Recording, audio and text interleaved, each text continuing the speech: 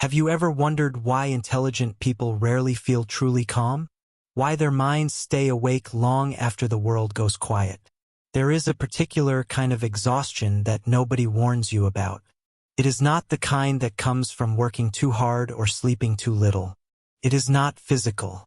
It does not go away after a weekend of rest or a week somewhere quiet. It is the exhaustion of a mind that never fully stops. A mind that is always watching, always processing, always noticing things that most people walk past without a second thought. If you know this feeling, if there is some part of you that has spent years wondering why you cannot simply relax the way other people seem to, then what I am about to say is going to land somewhere very specific inside you. The peace you have been searching for is not something you lost. It is something your mind was never designed to hold still. And that distinction is everything. Most people move through the world on a kind of automatic pilot.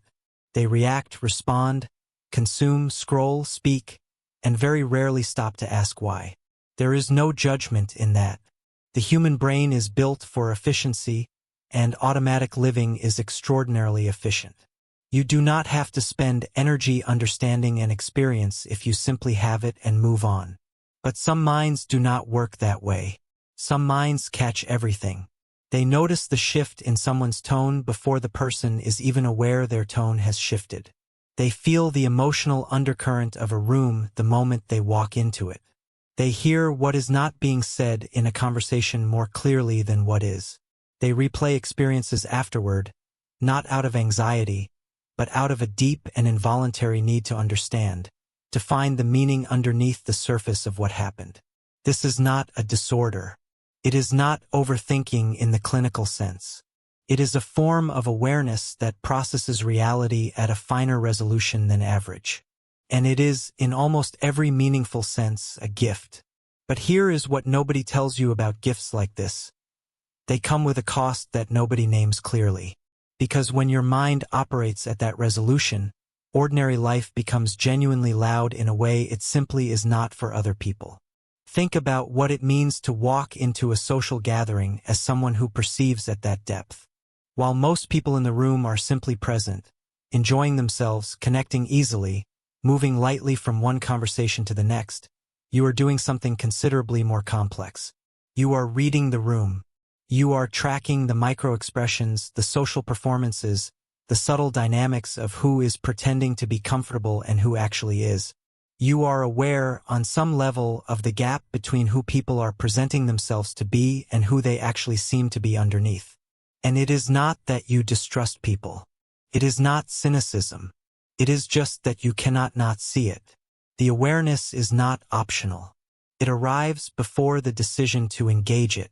Now multiply that experience across every interaction, every relationship, every room you walk into.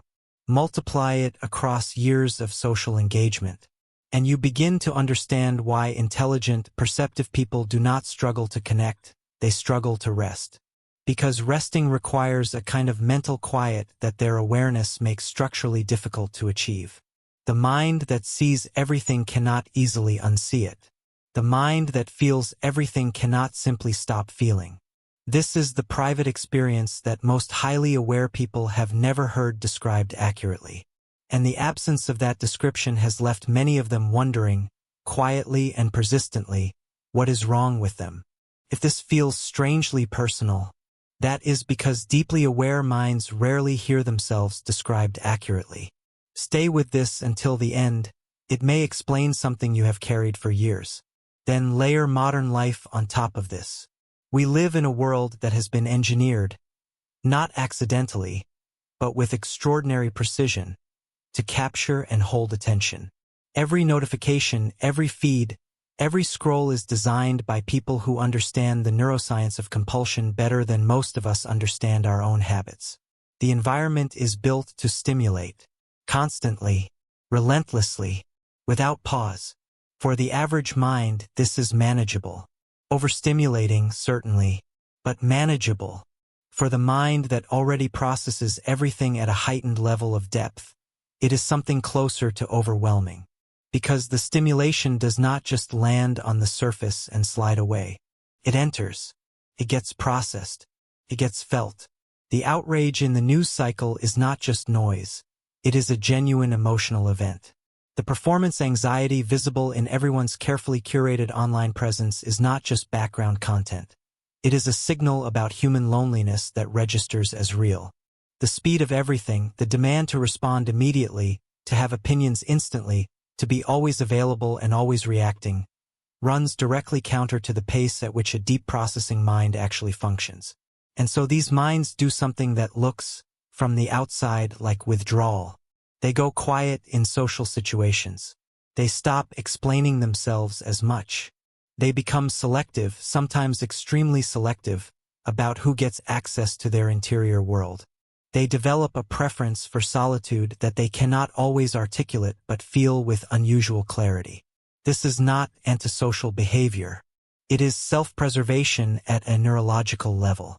It is the mind protecting its own capacity to function by limiting the inputs it has to process. But here is where it becomes philosophically interesting.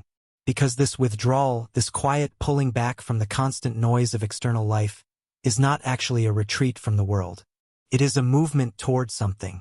Something that most people are running past without knowing it is there. When a deeply aware mind stops trying to match the pace of a world that was not built for it, something shifts. The compulsive need to explain, to justify, to be understood by everyone, it begins to loosen. Not because connection stops mattering, but because the person begins to understand, at a deeper level than before, that most noise is not communication. Most urgency is not real. Most of what feels like it requires an immediate response can, in fact, simply be observed. And observing, truly observing, without the compulsion to react, is one of the most profound forms of inner quiet available to a human being. There is a difference between watching a storm from inside a glass room and standing in the middle of it. The storm is the same. The experience is entirely different. What the deeply aware mind slowly learns, not through effort but through exhaustion, through the slow surrender of trying to process everything that comes at it, is how to be inside the glass room, present, seeing clearly, but no longer being moved by every shift in the weather. This is what emotional maturity actually looks like in a mind like this. Not the performance of calm, not the suppression of feeling, not the studied detachment of someone who has decided emotions are inefficient. It is the gradual, hard-won ability to feel something fully and choose consciously what it means, to be moved without being swept away, to understand that not every feeling requires action, that not every thought requires expression, that not every interaction requires your complete emotional presence. This is why, as these minds deepen, they stop over-explaining. They stop chasing understanding from people who are not yet capable of giving it. They stop performing their inner life for an audience. They begin to trust the interior of themselves, its complexity, its contradictions, its unfinished questions, without needing to resolve it all out loud. And something that once felt like loneliness begins, slowly, to feel like something else. Not emptiness, spaciousness, the particular quiet of a mind that has stopped fighting its own nature. Peace for a mind like this is not the absence of thought. It is not stillness in the conventional sense. It is not the lightness of someone who moves through the world without weight. It is something harder to reach and more durable once found. It is the ability to sit with the full complexity of your own awareness, the depth of what you feel, the acuity of what you perceive, the relentlessness of what you notice, and not need it to be simpler than it is. To stop apologizing for how much you take in. To stop trying to metabolize the entire world and instead attend, carefully and selectively, to what is actually yours to carry. The intelligent mind does not struggle to feel peace because something is broken in it. It struggles because it was handed a capacity for depth that the world does not accommodate, and it spent years trying to make that capacity smaller, quieter, more convenient for the spaces it moved through. The path to peace is not making the mind smaller. It is finally, after everything, letting it be exactly as large as it is and learning to live there in that vastness without fear. That is not a destination. It is a practice. And the fact that you are sitting with this question, the fact that you are here, looking honestly at the shape of your own interior life, means the practice has already begun. Most people will hear this and move on. But if something inside you feels understood right now, then your awareness was never the problem. It was the environment around it. And if this video put words to something you have never been able to explain, subscribe to the channel, because there are very few spaces left that speak to minds like yours.